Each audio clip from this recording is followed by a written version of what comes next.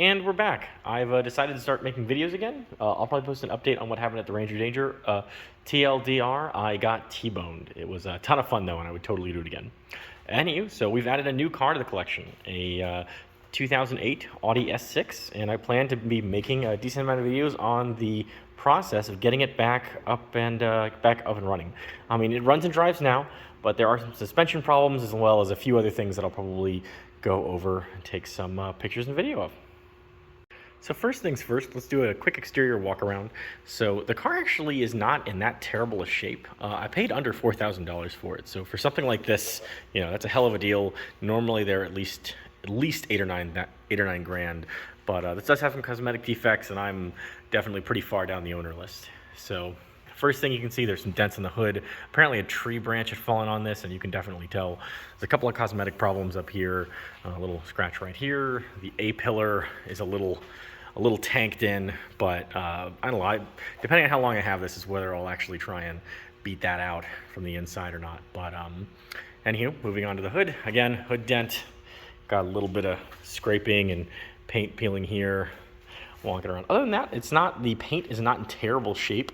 Apart from those few cosmetic issues, I could probably have this taken care of, or try and take a shot at it myself, or just leave it as is, which is probably the most likely scenario.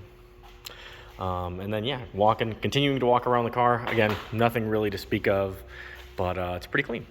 Looking at the interior, it's actually not in that bad a shape. There are some switches that have started to peel off. I actually have those from the previous owner.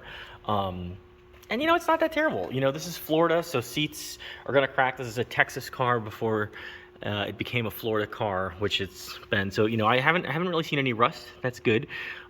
Did get a free shiny disco ball with it, as well as some other things, like I believe the rear view mirror says that it lets you know that objects in the mirror are losing. So that's pretty cool. Not exactly my style, but I'll probably leave it on there for the giggles. Yeah, you know, it's got the S6 in the seats, like literally every seat. The rear seats have it as well, just in case your passengers wanted to know that they were in a sports sedan. And yeah. All right, let's go take a look under the hood. All right, now we get to the reason we bought the car. So, you know, you may have been asking why or not. Why do you buy a 15-year-old Audi? Well, it's because of this engine. It's a 5.2 liter V10 that the block was actually made by Lamborghini. The same core of the block is shared with the Audi R8 V10 and the Lamborghini Gallardo of the same year and a few years afterwards. So that's pretty cool. It makes V10 sounds. The car actually has a muffler delete installed. It's extremely loud. I'll probably do a startup at some point. But yeah, I mean, it's not all motor, but it's a lot of motor for the time. And these engines actually, unlike the E60 M5s of the era, don't have the bearing failure problems or really any catastrophic failure problems as long as they're kept up in coolant and in oil. So yeah, that's pretty cool. So going over issues on the inside of the in the engine bay, there is actually a little bit of a hairline crack in this coolant reservoir. It's a little low, but I drove it an hour home from where I bought it, and the thing ran just great. So I've actually got one of those on order. Obviously, somebody like insulated or did something with this this airbox. I will probably remove that and go back to stock. That looks pretty terrible. We're missing some engine trim. Usually it should say like 5.2 liter S6 or something like V10. I forget exactly what it said, but they're missing some engine trim. It's fine. I usually leave it off my cars anyways, but this one looked pretty cool given the nature. And then yeah, it's a V10, so it does have 5 coil packs on each side. The other big issue with this car, why probably it was so cheap, it needs to have the intake done. So for those of you familiar, these cars have valves on the lower intake manifold that will get stuck open and throw a code. It messes with the drivability a little bit, and it's not a great thing, but it's pretty much a guaranteed failure rate on these, at least in the original part. And you have to basically swap out the intake. You can't fix it at that point. So I may or may not do that. We'll see.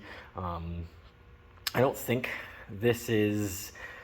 I don't know. We'll see. We'll see how this car ends up being. It's probably going to be a fun beater, and we'll drive it. We'll drive it as long as we can. But for the cost, we should get a lot of smiles per dollar for that one. So yeah.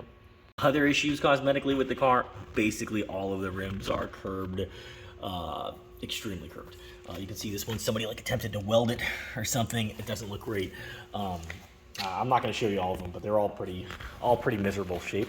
And the suspension specifically on the front of this is completely gone. The good news is the previous owner actually purchased basically every single control arm for the front.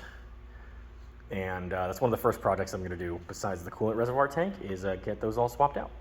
Also, as you can see, it's got a decent oil leak. It peed on my floor pretty well, so I need to dig in and see exactly where that's coming from. It might be, I don't think it's an engine now job to fix it, but I guess we will see. And then let's go into my impressions of the car. So it's very comfortable. Despite the suspension problems, I think that it's probably one of the more comfortable cars that I own. Certainly more than the 911, definitely more than the Model 3. But it, yeah, it rides pretty nicely. And it's very, very loud. Actually, let me show you the mufflers. Or lack thereof. As you can tell, these are not stock exhaust tips. And looking under the car, you can definitely tell that these were just cut and welded on, which I kind of love. And the welds don't, well, I mean, you know, they're exhaust shop welds. I'm sure it's exactly what you expect it would be.